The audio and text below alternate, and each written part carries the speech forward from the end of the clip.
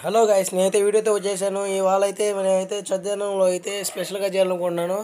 అందుకోసం అయితే నేనైతే చద్దన్నం అది తీసుకుని ఆ చద్దన్నంలోకి అయితే నంచుకోవడానికి వేరుశనగ పచ్చడి అండ్ ఉప్పు మిరపకాయలు అయితే తీసేసుకున్నాను. ఉప్పు మిరపకాయ అన్నీ తీసేసుకున్న తర్వాత అయితే నేనైతే ఇప్పుడైతే ఇక్కడ పచ్చిమిరపకాయలు అయితే తీసుకున్నాను. పచ్చిమిరపకాయలు కూడా కట్ చేసుకున్నాను చిన్న చిన్న ముక్కలుగా. తర్వాత అయితే నేనైతే ఆనియన్స్ తీసుకుంటాను. ఆనియన్స్ కూడా కట్ చేసుకుంటాను. ఆనియన్స్ అవన్నీ కట్ చేసుకున్న తర్వాత అయితే నేనైతే మనం తీసుకున్నాం కదా సజ్జనంలోకి వేసుకొని బాగా కలుపుకొని బాగా చేసుకోవాలి. తర్వాత అయితే మనమైతే పచ్చిమిరపకాయల తర్వాత మనం కొంచెం సాల్ట్ వేసుకుంటాము. అది టేస్ట్ సాల్ట్ వేసుకుంటాము. ఆ సాల్ట్ వేసుకున్న తర్వాత ఆనియన్స్ కూడా కట్ చేసుకుంటాము. ఆనియన్స్ ఎందుకంటే ఆనియన్స్ అండ్ పచ్చిమిరపకాయలు వేసుకుంటే టేస్ట్ బాగా వస్తుంది. కొంచెం కారం కొంచెం ఉగురు ఘాటుగా ఉంటుంది, బాగుంటుంది.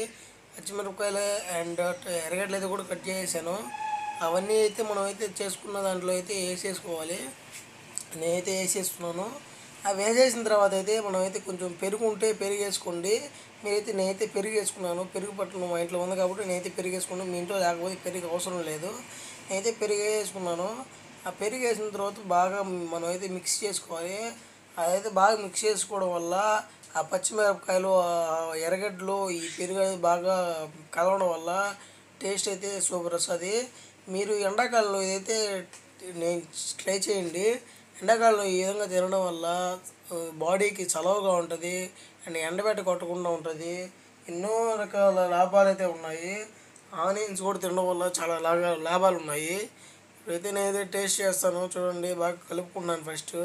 కలుపుకోవడం వల్ల బాగా అన్నిటికి మిక్స్ అయ్యి బాగా అన్నీ కొంచెం టేస్ట్ బాగా వస్తుంది. ఇప్పుడైతే నేను కలిపేసిన తర్వాత ఇప్పుడైతే తింటాను. అయితే నేను తినేస్తున్నాను చూడండి. ఇప్పుడైతే నేనైతే టేస్ట్ చేస్తున్నాను. టేస్ట్ అయితే సూపర్గా వచ్చింది. మీరు ఈ విధంగా ట్రై చేయండి మీ ఇంట్లో అయితే. నేను మా ఇంట్లో ట్రై చేశాను. ఈ విధంగా మీ ఇంట్లో ట్రై చేయండి. ఇదైతే మాకైతే సూపర్గా వచ్చింది.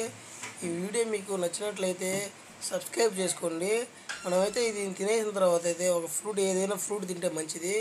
నేనైతే ఇవాళ అయితే ఒక ఫ్రూట్ తినాలనుకుని జాంకాయ మా ఇంట్లో ఉంటే జాంకాయ అయితే తీసుకున్నాను. ఇప్పుడైతే జాంకాయ మీకు చూపిస్తాను చూడండి. ఇప్పుడైతే జాంకాయ అయితే నేను తీసుకున్నాను. ఆ జాంకాయ అయితే ఇప్పుడు చూడండి కడుక్కొని తెచ్చేసుకున్నాను. ఆ జాంకాయ అయితే నేను ఇప్పుడైతే టేస్ట్ చేస్తాను.